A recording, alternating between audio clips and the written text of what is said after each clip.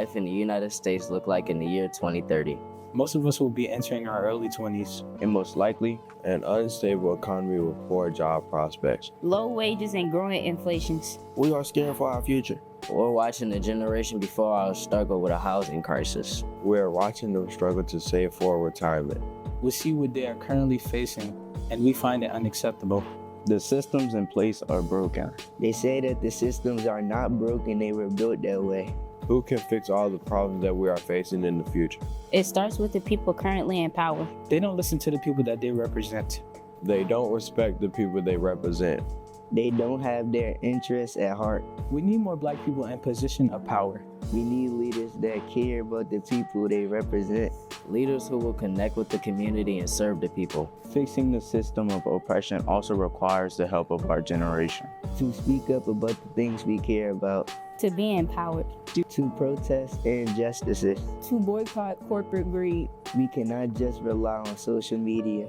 We must reach the people in power, are elected, and share our message. We need leaders that care and listen for the people.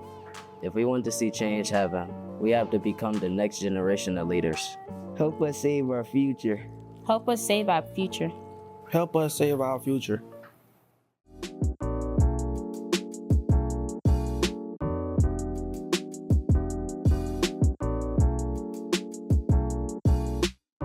Academic challenges, alcohol addiction, anxiety, bullying, Child abuse. community violence, Chronic illness. Cyberbullying.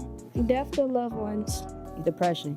Domestic abuse. Gaslighting. neglect, Suicidal thoughts. traumatic events. These are all negative factors that affect mental health of teens and preteens. These are what we like to call invisible battles. The dictionary defines mental health as a condition regarding a person's psychological and emotional well-being. But what does that really mean?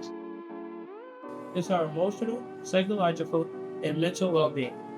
Simply put, it is a thought process which affects how we feel, handle stress, relate to others, and make choices. So what are the problems? When looking at people ages 10 through 19, we notice a lot of these factors affect them. School is often stressful and causes its own set of problems. Teens often are bullied at school or on social media. We often listen to peer pressure and negative statements that others make about us, and it's internalized it.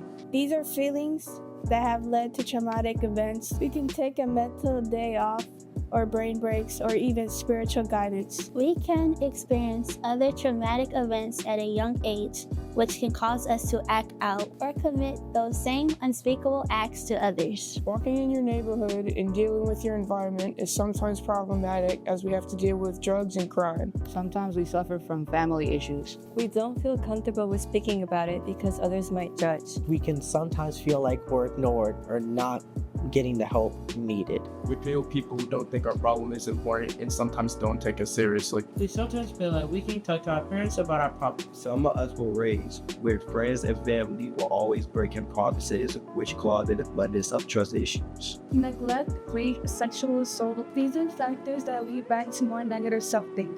In addition, diagnoses such as anxiety, depression, and chronic illness can be severely triggering to your mental health. So to help improve mental health, we should start spreading the message about the importance of positive change thinking. Educating our friends will help bring mental issues to light. During these breaks, we can journal. Stop listening to the destructive criticism of others. Do not allow anyone to pressure us into adversely changing. We can talk to a trusted adult or counselor about what we are going through. Realize that not many parents are aware of our feelings. Don't be afraid to have open discussions with them.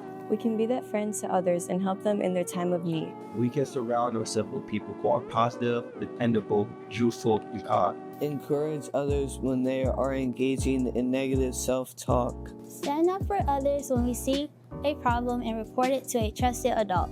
If you see something, say something. Remember, by working together, we can conquer these invisible battles.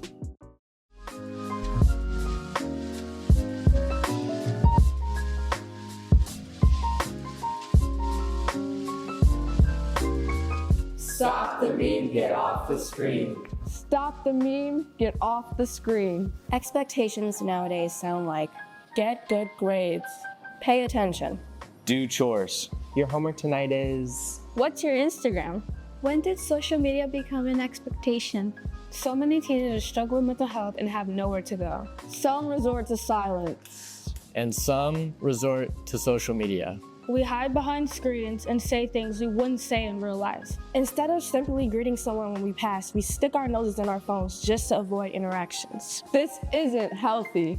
And the problem with social media is how addictive it is. Our undeveloped brains are being pumped with so much content that we have no way to filter reality from fiction. Social media affects our mental health in so many ways. Miscommunication, stress, comparing yourself to others, which causes people to feel bad about themselves, leading to a decrease in social interaction, loneliness, depression.